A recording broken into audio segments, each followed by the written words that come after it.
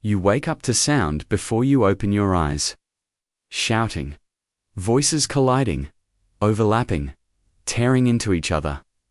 The air is thick with sweat and panic, sharp like metal left too long in the mouth. Everyone is speaking at once. No one is listening. The world feels hysterical. Feral, like something has snapped and no one knows how to stop it. Your body reacts before you think. Your pulse races. Your jaw tightens. You feel the urge to choose a side, to answer the noise with more noise. Around you, faces are twisted with outrage and fear. Hands shake. Mouths move faster than thought. Every emotion is exposed, bleeding openly. And that's when you sense it. Chaos isn't running wild. It's standing still, watching, studying. How quickly you flinch, how loudly you respond. It feeds on reaction the way fire feeds on oxygen. Every emotional outburst is a signal. Every word is a confession. A quiet shame creeps in. Why are you reacting too? Why does your body obey before your mind can speak? You realize something unsettling. Chaos doesn't win by force. It wins by provocation. It doesn't silence you. It convinces you to reveal yourself. Then the question settles in, heavy and cold. If everyone is reacting, who is controlling the outcome? The noise doesn't stop. But your attention shifts. You begin to notice what's missing. Not another voice? Not another opinion? Something rarer. A thin, almost invisible absence between the sounds, silence. And without understanding why, you start moving toward it. They told you that feeling made you human. That anger meant honesty. That pain meant depth. They rewarded you for it. Applause for vulnerability, approval for outrage, comfort for collapse. Every exposed nerve was called real. Every breakdown was praised as courage. But look closer. Emotion was never free. It was just visible. You begin to see it with a colder eye. Every emotional outburst is an open wound, and open wounds leak. Fear leaks priorities. Anger leaks intention. Joy leaks attachment. Grief leaks weakness. You didn't speak your truth. You handed it over. And the room remembered. The ones who stay calm watch longer. While you tremble, they collect patterns. While you explain yourself, they map you. Emotional expression is celebrated on the surface, but punished beneath it, not with cruelty, but with strategy. You are listened to loudly and used quietly. This is where discomfort settles in. Suspicion replaces confusion. You notice who is rewarded for emotion, and who profits from it. The loud are exhausted. The expressive are predictable. The honest are exposed. And the silent? They remain unclaimed. You feel a tightness in your chest, not fear, but betrayal. Because no one warned you of this cost?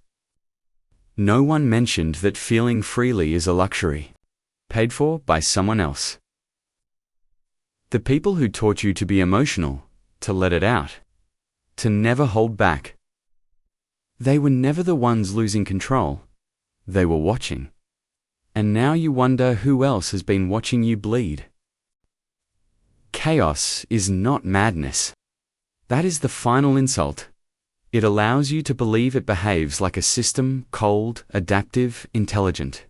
It doesn't strike at random, it watches first. It scans the room the way a surgeon studies flesh, looking for tremors, spikes, instability. Anger lights you up like a flare. Fear tightens your movements. Pride makes you loud. Hope makes you careless. These are not emotions anymore. They are coordinates. I shouldn't be telling you this. People who understand this usually stay quiet. Every time you reacted, chaos adjusted. It learned how quickly you break, how long you resist, what provokes you into speech. You thought you were expressing yourself? You were broadcasting data.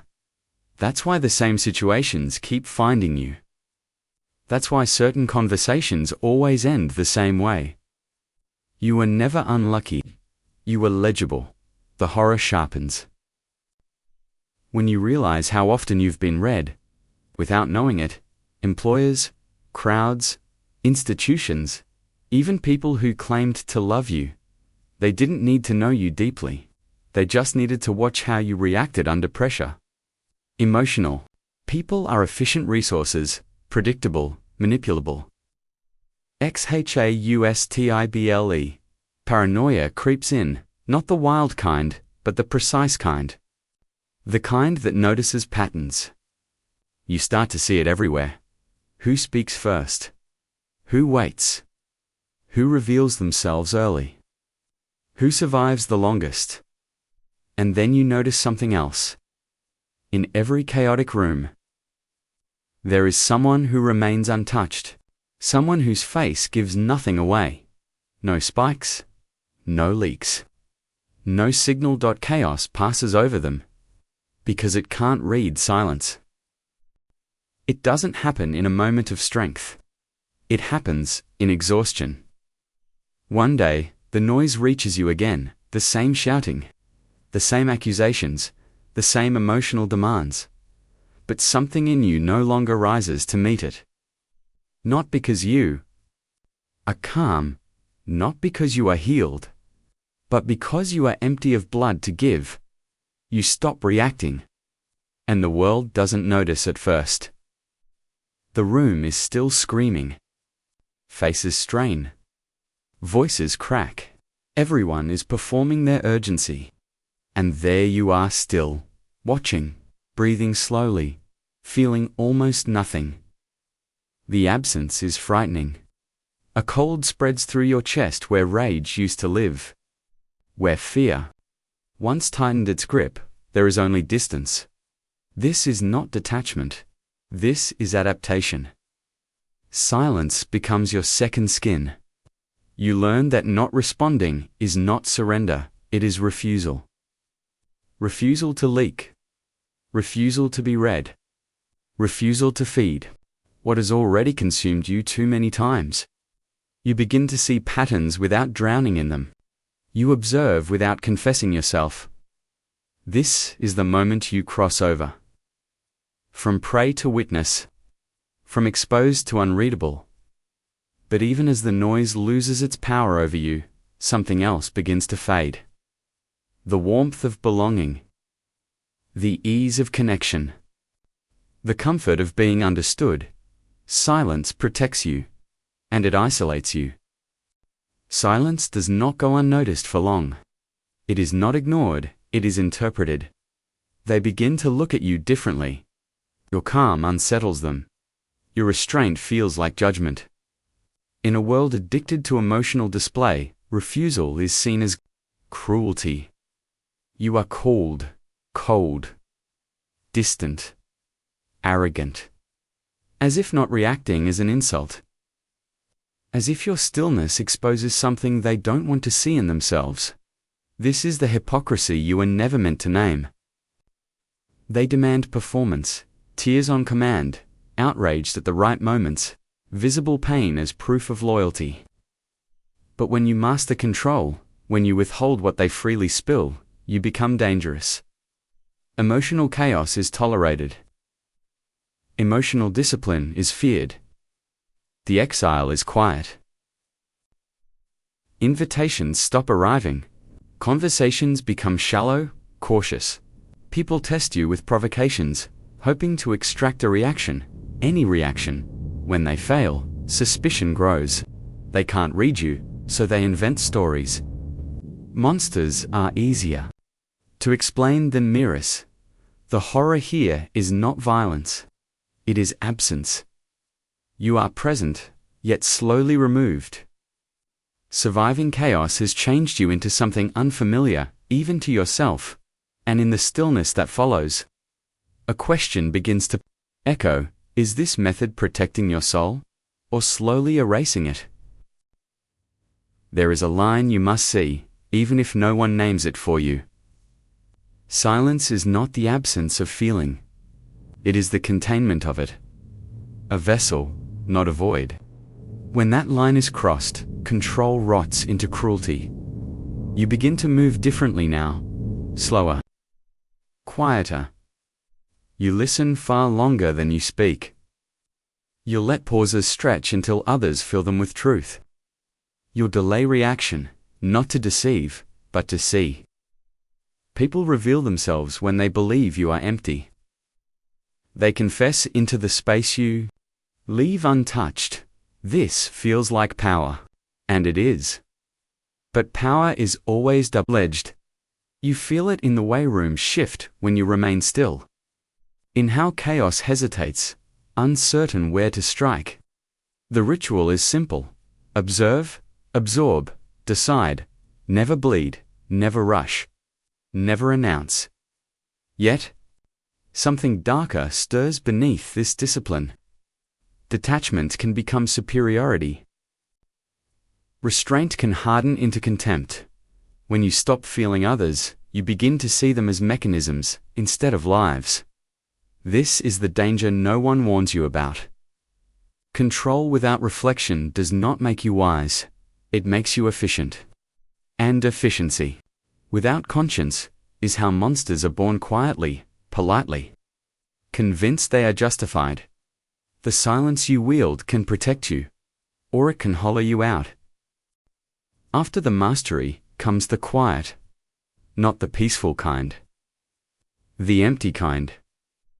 You notice it first in small absences, messages unanswered, invitations that stop arriving, conversations that never go past the surface. People still smile at you, but they no longer lean in. Your silence has made you distant, even when you are standing right in front of them.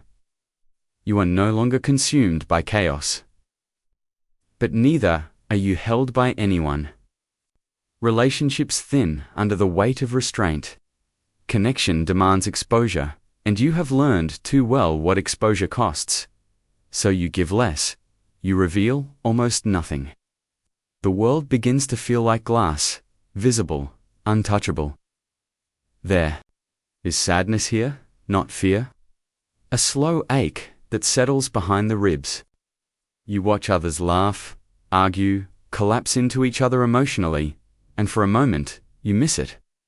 The mess, the warmth, the illusion of closeness. But you also remember the bleeding, the manipulation, the exhaustion. Silence has saved you, and it has separated you. At night, when nothing demands a response, the loneliness speaks clearly. Not as punishment, not as regret, but as truth. Clarity has a cost, and it is paid in distance.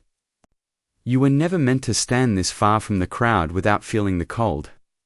Still, you remain here, because you are beginning to understand something final. This loneliness is not a curse. It is the price of seeing clearly. There is one last illusion you must let die. Detachment was never the goal. Emotion is not weakness. That was the lie chaos wanted you to believe. The truth is quieter, heavier. Uncontrolled emotion is the weakness. Emotion without choice. Reaction without reflection. Feeling that spills before it understands itself. You were never meant to kill what you feel, only to cage it until it learns obedience. You can feel anger without letting it steer you. You can feel grief without announcing it to the world. You can feel love without handing it the keys to your survival. This is not numbness. This is authorship. You decide when emotion speaks, and when it remains inside, sharpening instead of leaking. The world is still loud. Chaos still rages, feeds, provokes. It always will. You hear it now with clarity, not urgency. You no longer confuse volume with truth, nor movement with power. You let others exhaust themselves. You let systems reveal their hunger. You remain thy, there is no victory parade waiting for you here. No applause for restraint. Only a quiet, deliberate control that feels almost invisible, almost lonely, almost sacred. And in the final image, nothing dramatic happens. The crowd is still screaming. The noise still collides. Chaos still circles, searching for a signal, but it doesn't find one. You dot not because you feel nothing, but because you choose when to feel.